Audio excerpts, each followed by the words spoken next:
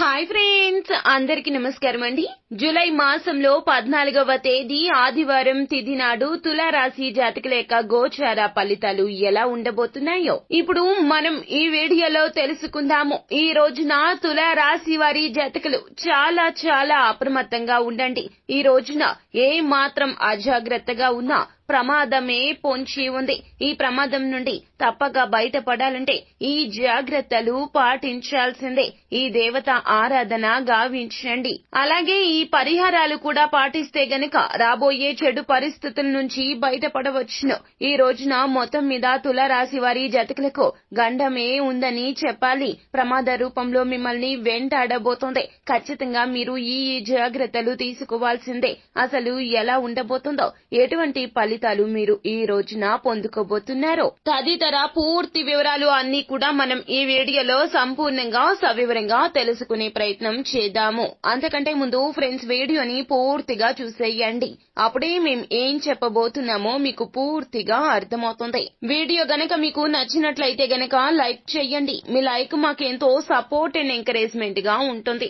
మీరు సమస్యలతో సతమతమవుతున్నారా? సమస్యలు తీరక బాధపడుతున్నారా? అయితే శ్రీ కొమరవెల్లి మల్లన్న స్వామి జ్యోతిష్యాలయాన్ని సంప్రదించండి. సిద్ధాంతి గారు దూరంలో ఉన్నవారికి ఫోన్ ద్వారా కూడా ప్రత్యేకంగా జ్యోతిష్యం చెబుతారు. జీవితంలో అనుకున్న పనులు కాకపోవటం, ప్రేమ సమస్యలు, భార్యాభర్తల సమస్యలు, కుటుంబ సమస్యలు, డబ్బు సమస్యలు, వ్యాపారంలో నష్టం రావటం, వ్యవసాయ సమస్యలు, ఆరోగ్య సమస్యలు, ఇంకా ఎటువంటి తీరని సమస్యలు ఉన్నా కొమరవెల్లి మల్లన్న స్వామి ఆశీస్సులతో పూజలు చేయబడును. Phone number 8897741766. ఇక మనము ఏ మాత్రము కూడా ఆలస్యం చేయకుండా వీడియోలోకి వచ్చేద్దాం. తులారాశి రాశి చక్రంలో ఇది 7వ రాశి. చిత్త నక్షత్రం 3, 4 పాదములు, స్వాతి నక్షత్రము 1, 2, 3, 4 పాదములు, విశాఖ నక్షత్రము 1, 2, 3 పాదముల కింద జన్మించిన వ్యక్తులు తులారాశి క్రిందకు వస్తారు. ఈ రాశికి రాశ్యాధిపతి సాక్షాత్తు శుక్రుడు. అయితే తులారాశి వారి జాతకులు ఈ రోజున చాలా వరకు కూడాను ప్రతి విషయంలో జాగ్రత్తలు తీసుకోండి. అయిన వారితో, బయట వారితో, తోడబుట్టిన వారితో, బంధుమిత్రులతో ఎవ్వరితో అయినా కూడాను ఈ రోజున మాట కలపవద్దు. మీరు మాట కలిపి ఏదైనా ఒక నూతన కార్యక్రమానికి వారితో పాటుగా పూనుకోవడం అస్సలు మంచిది కాదని జ్యోతిష పండితులు చెప్తున్నారు. ఏ విధమైన ప్రమాదాన్ని మీరు కోరి తెచ్చుకోవద్దు. పరిస్థితులు అస్సలు ఈ రోజున ఉపయుక్తంగా ఉండవో. మీరు మంచి కలుగుతుంది అని ప్రయత్నించిన పని కూడాను అక్కడి నుంచి చెడు ఎదురవుతుంది. అయితే డబ్బు అనేది ఎక్కువగా ఖర్చు అయ్యే రోజుగా చెప్పడం జరుగుతుంది. ధనపరంగా ఈ రోజున తీవ్రంగా నష్టం వాటిల్లే ప్రమాదం ఉంది. ఈ రోజున ఎటువంటి మాట సహాయాల విషయంలో జాగ్రత్తగా ఉండాలి. అలాగే ఎవరైనా సరే అదులుకు బదులు అన్నట్లుగా మీరు వారికి ఎవరికైనా కూడాను మాట సహాయమే కాదండి, మనిషి సహాయం కూడా చెయ్యొద్దు. ఎవరి వైపున ఈ రోజున వకాల్తా పుచ్చుకొని నిలబడే ప్రయత్నం చెయ్యొద్దు. అలాగే ఏ సంతకాలు కూడా ఈ రోజున చెయ్యొద్దు. ఏ పత్రాల మీద కూడాను అసలు చదవకుండా సంతకాలు అసలు చేసే ప్రయత్నం చెయ్యొద్దు. ఈ రోజున మాట పట్టింపుల విషయంలో జాగ్రత్తగా ఉండండి.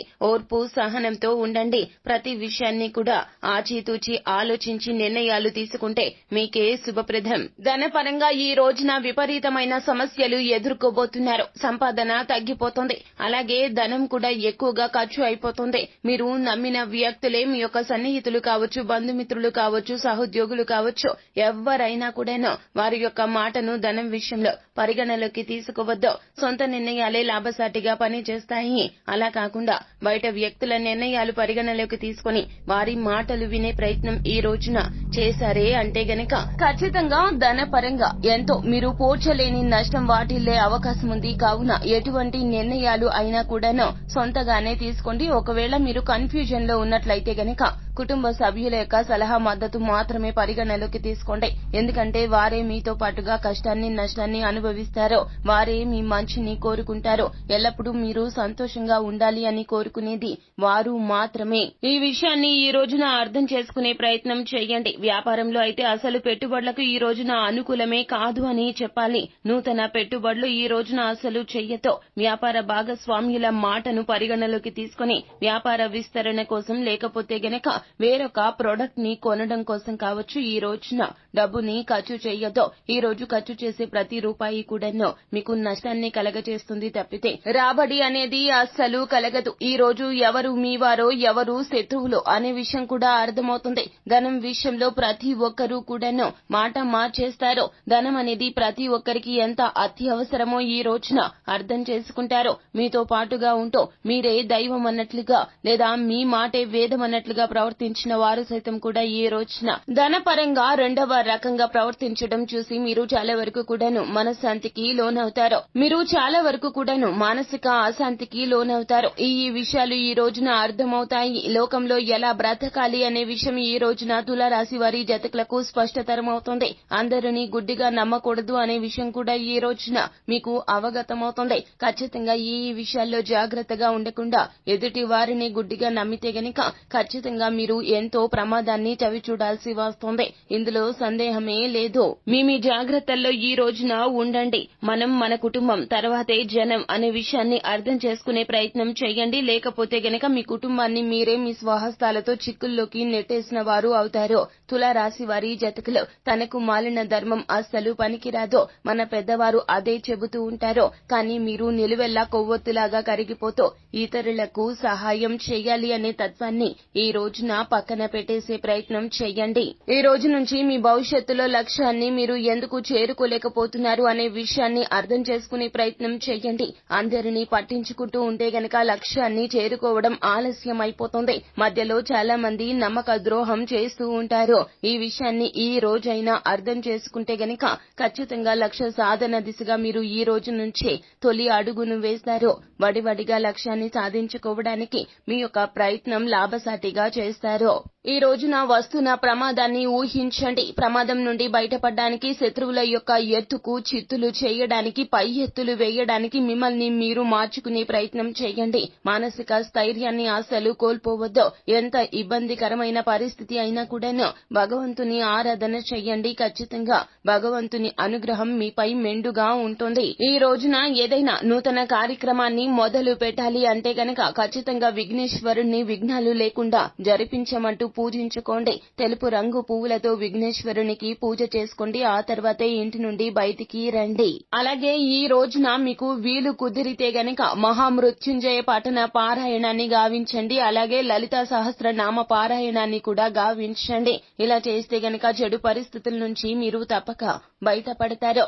మానసిక స్థైర్యం కోసం హనుమాన్ చాలీసా పఠన పారాయణాన్ని గావించండి. ఇక వీలు కుదిరితే గనక ఈ రోజున దగ్గరలో ఏదేని దేవాలయం ఉన్నా కాస్తంతసేపు దేవాలయానికి వెళ్లి భగవంతుని దర్శనం చేసుకుని కూర్చుని కాస్తంతసేపు అక్కడే కూర్చుని ఓం నమ శివాయ అనే పంచాక్షరి మంత్రాన్ని 11 సార్లు జపించుకోండి.